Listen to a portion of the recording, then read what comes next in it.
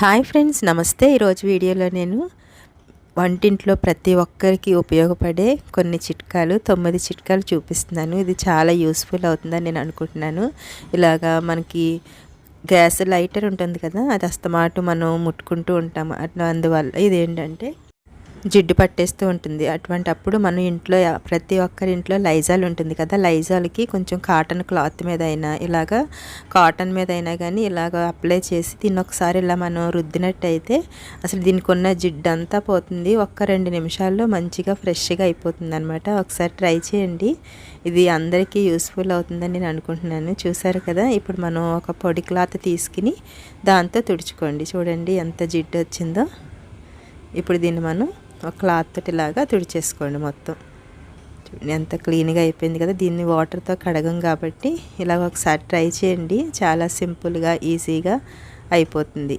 అలాగే మరొక టిప్ వచ్చేసి, ఇలాగ మనం డీప్ ఫ్రై చేసుకుంటూ ఉంటాం కదా, ఏ అయినా సరే బజ్జీలు, వడ, అలాగే ఇంకా మనం పిండి వంటలు ఏ అయినా సరే చేసుకున్నప్పుడు అవి ఆయిల్ పట్టకుండా ఉండాలంటే కొంచెం ఇలా సాల్ట్ వేసుకుని ఒకసారి ఇలాగా తిప్పండి. తిప్పిన తర్వాత మనం ఆ సాల్ట్ వేయడం వల్ల ఏదైనా సరే ఆయిల్ పట్టకుండా చక్కగా వస్తాయి.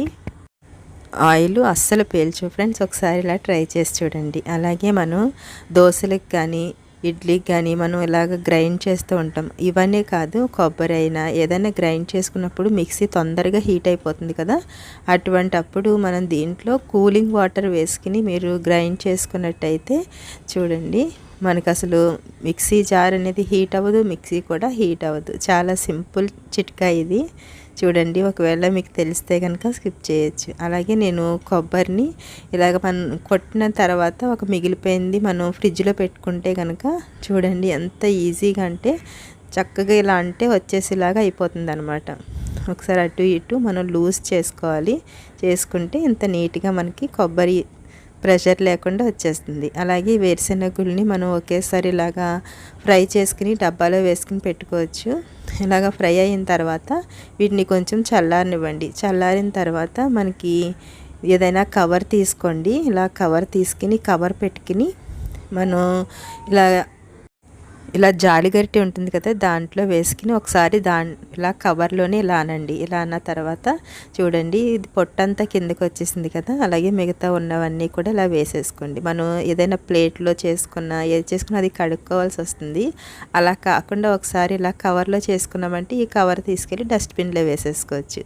చాలా సింపుల్ చిట్కా ఇది. అలాగే ఎండు చేపల్ని మనం వండుకునే ముందు వీటిని మనం ఫ్రిడ్జ్లో పెట్టుకుంటాం కదా, అది ఒక పావు గంట ముందు బయట పెట్టుకోండి. బయట పెట్టిన తర్వాత ఇలాగ గోరువెచ్చని నీళ్ళైనా కొంచెం వేడిగున్న వాటర్ వేసుకోండి. వేసుకుని చేత్తో మనం ఇలాగా అంటేనే చాలా చూడండి, ఈ పొప్పరంతా మనం తీసేసుకోవాలి. ఈ స్కిన్ ఉంది కదా, ఇది తీసుకోవడం వల్ల మనకి నీసు వాసన అనేది రాదు. ఇలాగ వీటినన్నిటిని ఇలాగా చక్కగా కడిగేసుకోవాలి. చూడండి, ఒక 10 నిమిషాలు నానబెట్టండి. నానబెట్టిన తర్వాత ఇలా క్లీన్ చేసుకుని ఇలాగ ఆయిల్లో ఫ్రై చేసుకుని కర్రీ చేసుకుంటే మాత్రం అసలు ఎండు చేపల వాసనే రాదు. అలాగే కర్రీ కూడా చాలా టేస్టీగా ఉంటుంది. మరో టిప్ వచ్చేసి, మనం ఎప్పుడైనా సరే ఇంట్లో ఇలాగా ఐసులు చేసుకున్నట్టయితే వాటర్లో ఒకసారి ఇలా డిప్ చేసిండి. ఇలా డిప్ చేస్తే మాత్రం చాలా ఈజీగా వచ్చేస్తాయి. చూసారు కదా. అలాగే ఇంకొక టిప్ వచ్చేసి, మన దోశల ప్యాన్ ఉంటుంది కదా, ఈ దోశల ప్యాన్కి ఇలాగా స్టిక్ అయిపోతూ ఉంటాయి ఒక్కొక్కసారి దోశలు.